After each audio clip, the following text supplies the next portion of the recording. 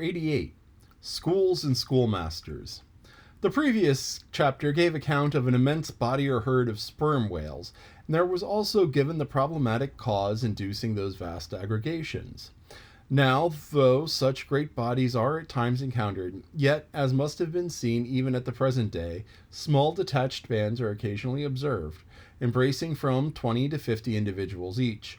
Such bands are known as schools. They are generally of two sorts, those composed almost entirely of females, and those mustering none but young, vigorous males, or bulls, as they are familiarly designated. In the cavalier attendants upon the school of females, you will invariably see a male of full-grown magnitude, but not old, who, upon any alarm, evinces his gallantry by falling to the rear and covering the flight of his ladies. In truth, this gentleman is a luxurious ottoman swimming about over the watery world, surroundingly accompanied by all the solaces and endearments of the harem. The contrast between this ottoman and his concubines is striking, because, while he is always of the largest leviathantic proportions, the ladies, even at full growth, are not more than 1/3 of the bulk of an average-sized male. They are comparatively delicate indeed, I dare say not to exceed half a dozen yards round the waist.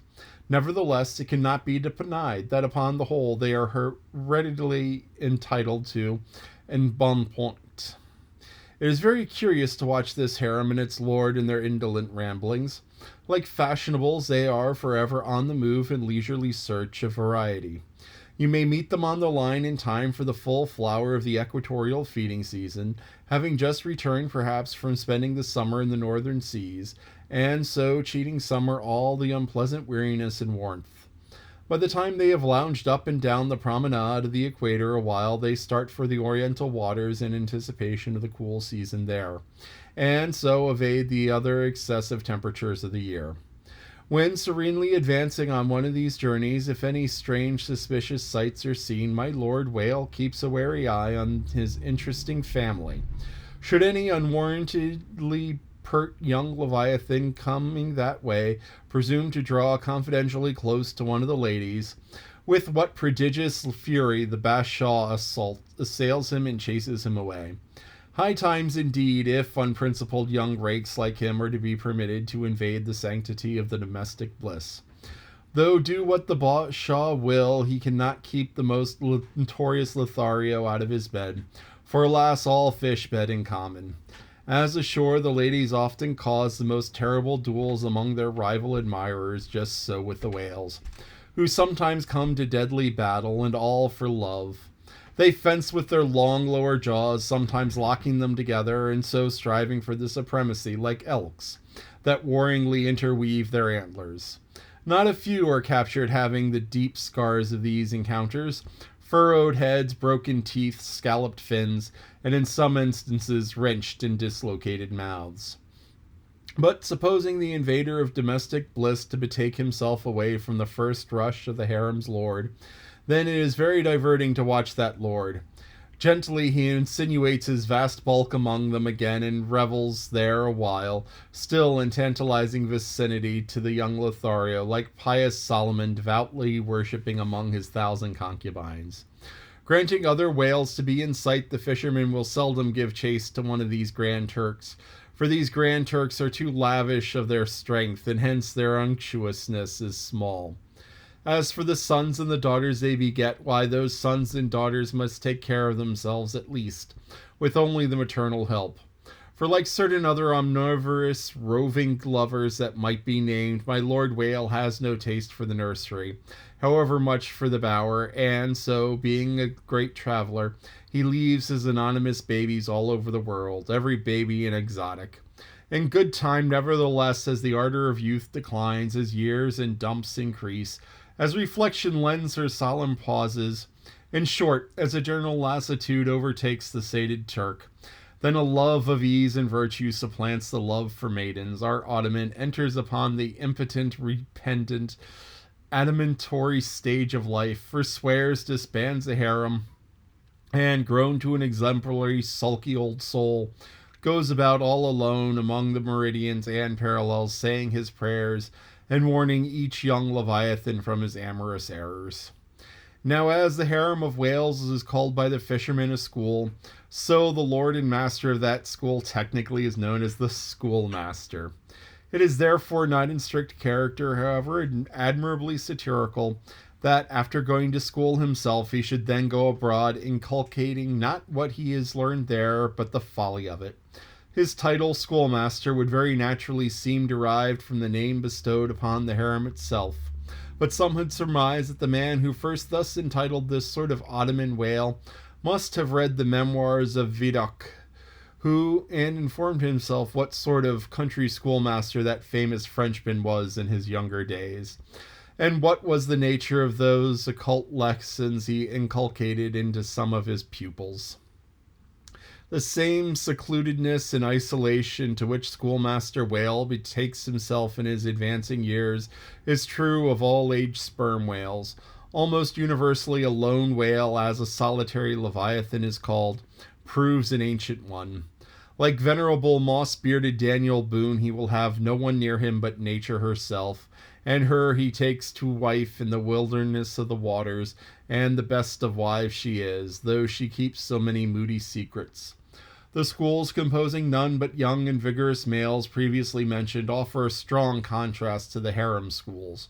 For while those female whales are characteristically timid, the young males, or 40-barrel bulls as they call them, are by far the most pugnacious of all leviathans, and proverbially the most dangerous to encounter, excepting those wondrous gray-headed grizzled whales sometimes met, and these will fight you like grim fiends exasperated by a penal gout. The 40-barrel bull schools are larger than the harem schools.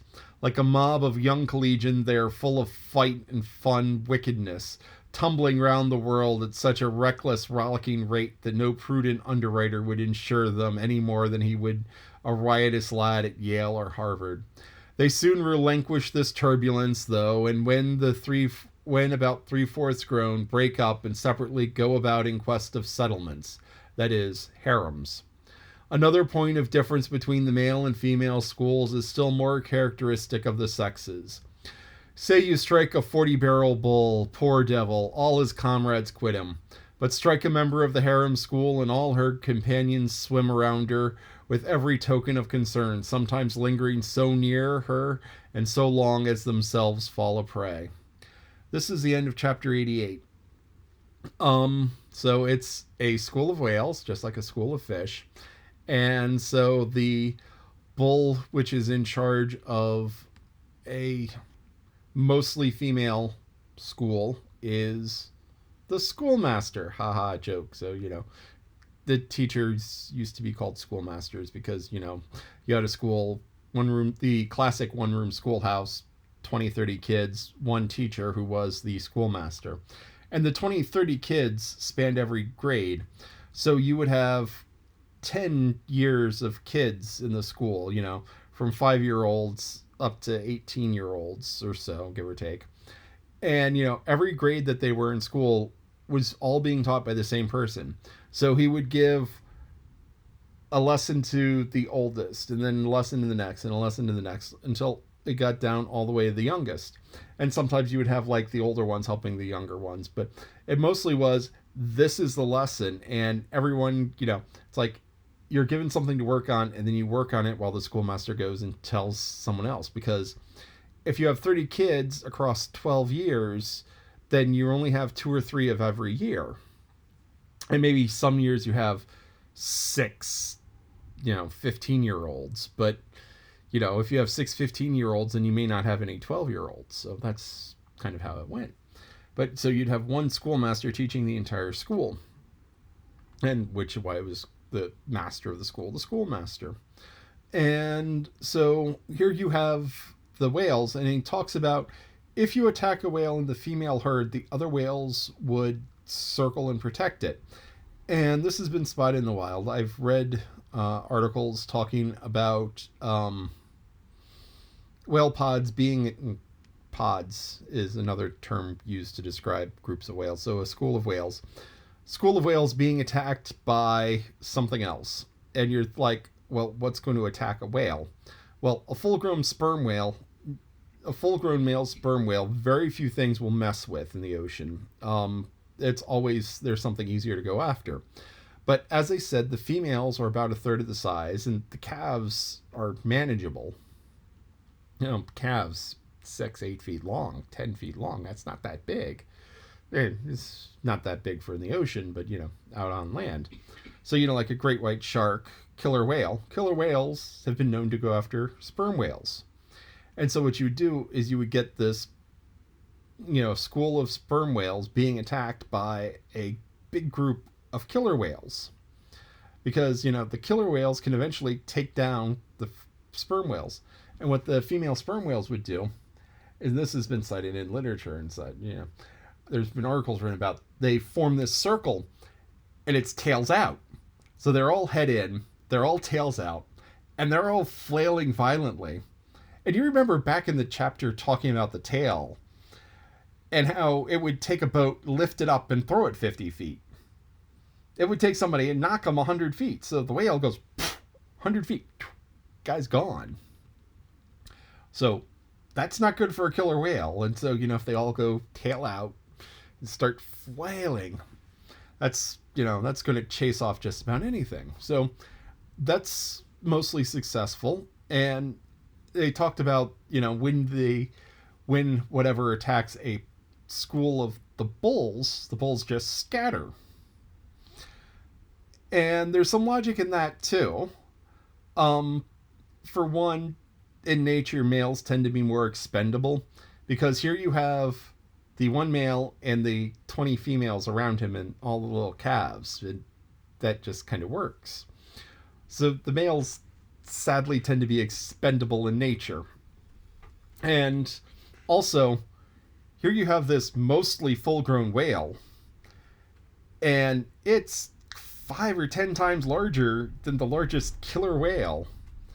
So if one bull whale gets attacked, unless it's drastically outnumbered, it still stands a good chance on its own. While the female whale is even smaller than that, and so doesn't stand as much as a chance. So that's an interesting thing about the schools of whales. You see similar things in elk. They mentioned the elks fighting, like the bull whales fighting over the... You see the similar things in elk when they're in rut, where you have the one male surrounded by a group of young females, and then you occasionally have these lone males who are off by themselves because they can't get any females. And then you have the really old elk who are just kind of like played out of they're just too tired and can't compete. Lions as well. It's kind of odd that you see it in predators and prey, but lions as well, where lions and wolves, where you have a group of females with one male, and then you would have these lone males going around in small packs, and you would have the dominant male. And when the dominant male gets kicked out of the pride of lions, he has to go off because, he's not going to be allowed back because, they fight over the women, and, it's men fight over women. And that happens in nature. It happens in life. Try to minimize fighting. Fighting's bad. Anyway.